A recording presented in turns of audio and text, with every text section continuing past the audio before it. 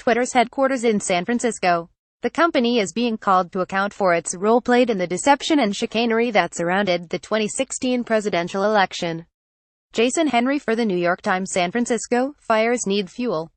In this era of political rage, a Twitter account that called itself the unofficial voice of Tennessee Republicans provided buckets of gasoline. Its pre-election tweets were a bottomless well of inflammatory misinformation. Obama wants our children to be converted to Islam. Hillary will continue his mission.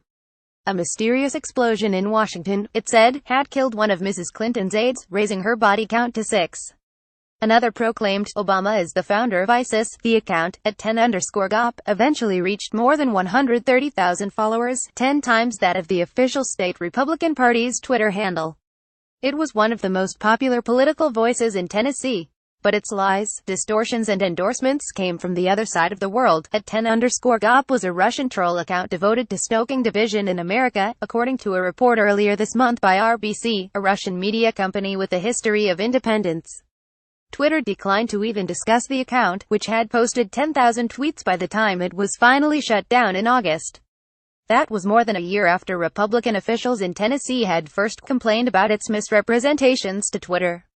It's disappointing and disheartening to see how an outside actor can pinpoint areas of division in America and then exploit them, said Brent Leatherwood, the former executive director of the Tennessee Republican Party. You think we're getting to a better place and then something like this throws a Molotov cocktail into it.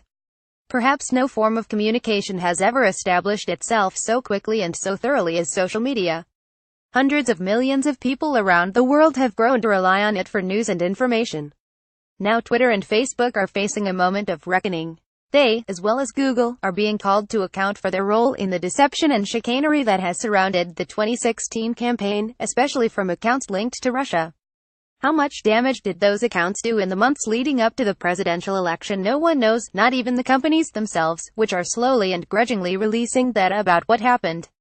Next week, they will send executives to testify at congressional hearings, the beginning of an attempt to calculate an answer. Google and Facebook are powerful and wealthy companies that are skilled enough to ride out this controversy. But for Twitter, influential, yet smaller and far less financially successful, the situation is more vexing.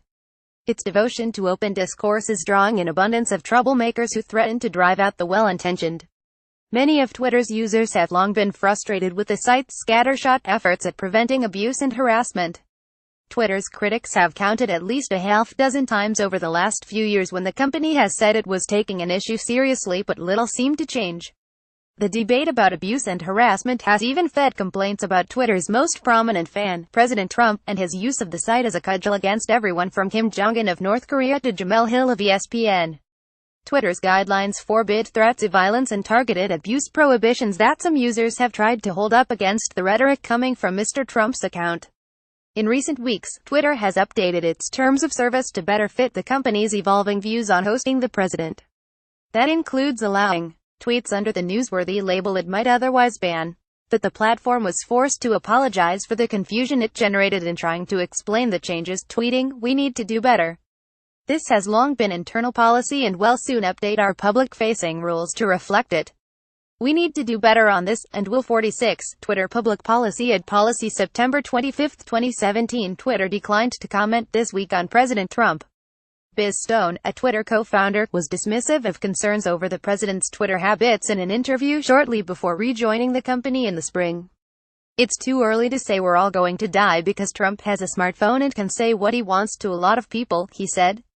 "There are already signs that Twitter's bottom line is feeling the effects."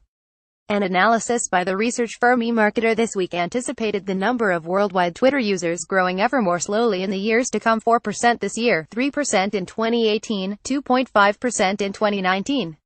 Since other parts of social media, most notably Facebook, are growing faster, fewer than 1 out of 10 social media users will be on Twitter by 2019, eMarketer suggested. Hate speech and harassment are real impediments to attracting new users, said Michael Pachter, managing director of the investment firm Wedbush Securities.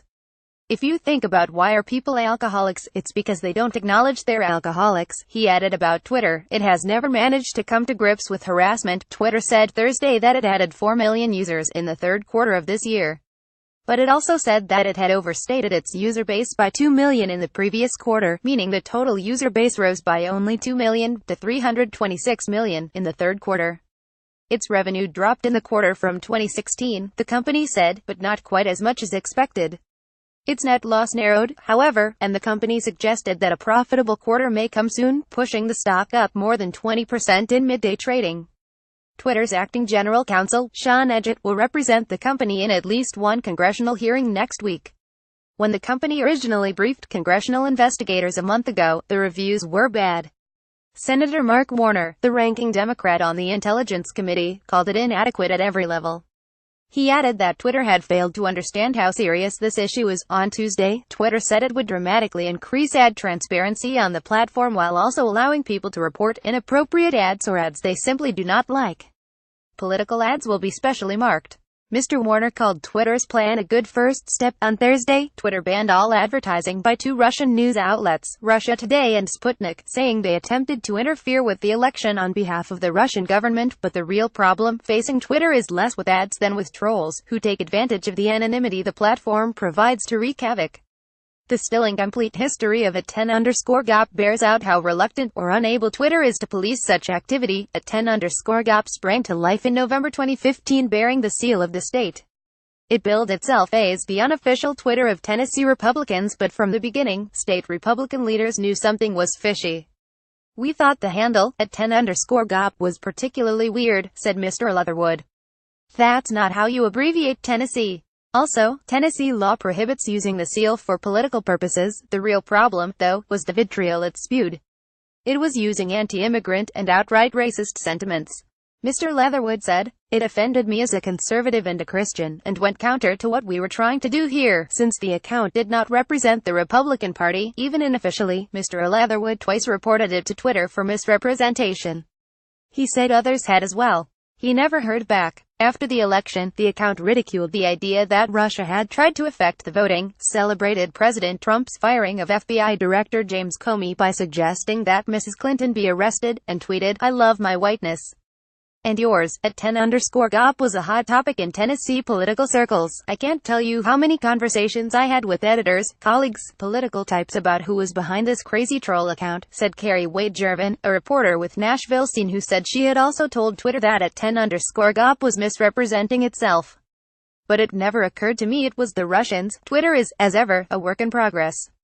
After it was harshly criticized this month for temporarily banning the actress Rose McGowan when she was speaking out about sexual harassment, Chief Executive Jack Dorsey pledged, "We need to be a lot more transparent in our actions in order to build trust." When asked about troll sites like @10_GOP, however, a Twitter spokeswoman declined to comment.